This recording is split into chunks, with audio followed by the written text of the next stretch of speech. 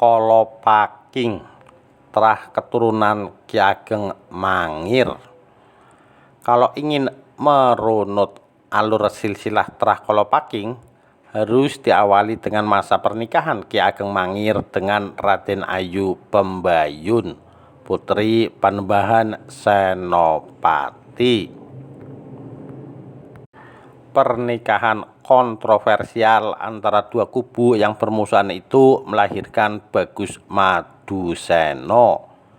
Masa kecil Bagus Maduseno dilalui sebagai yatim piatu karena ayahnya meninggal ketika sedang sujud di Keraton Mataram, sedangkan ibunya konon meninggal saat melahirkannya.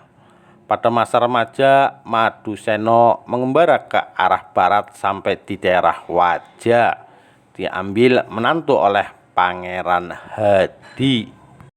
Pernikahan ini menurut Bagus Bodronolo, ketika dewasa, Bodronolo mengembara dan bertapa di Gunung Geyong di daerah Panjer, sekarang Kebumen.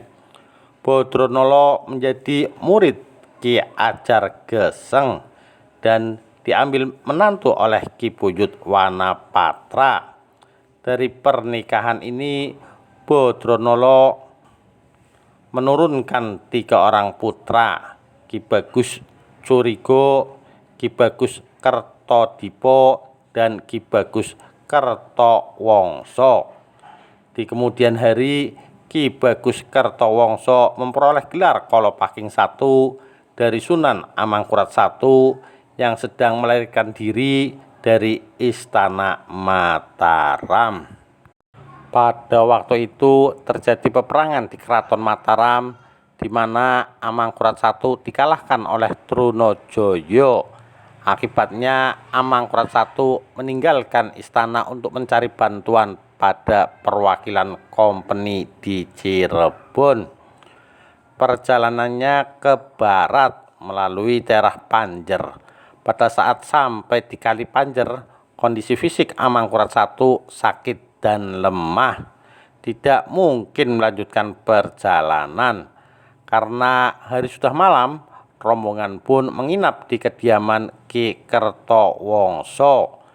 Pada waktu itu, Ki Kertowongso tidak tahu menahu adanya peperangan di Mataram. Melihat kondisi Amangkurat I yang lemah seperti keracunan, Ki Kertowongso pun memberikan kelapa muda untuk diminum.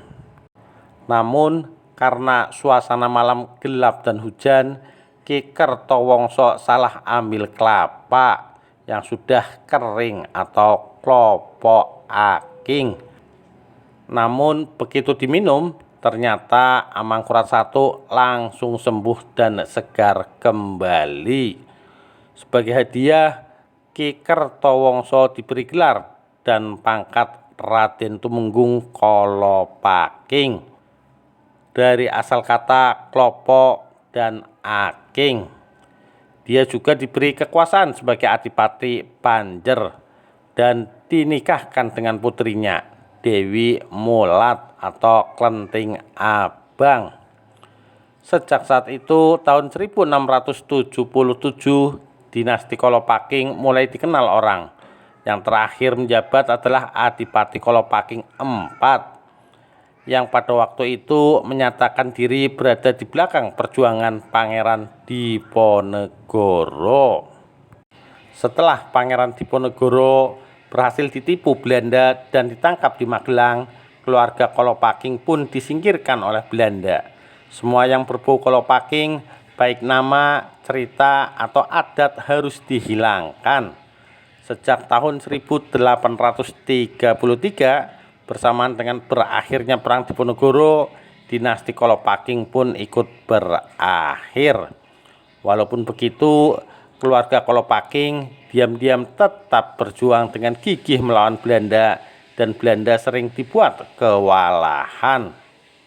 Salah satu kisah menyebutkan pertempuran prajurit Kolopaking melawan Belanda terjadi di sebelah utara kota Kebumen, di Gunung Pogok. Pada mulanya gunung itu tinggi.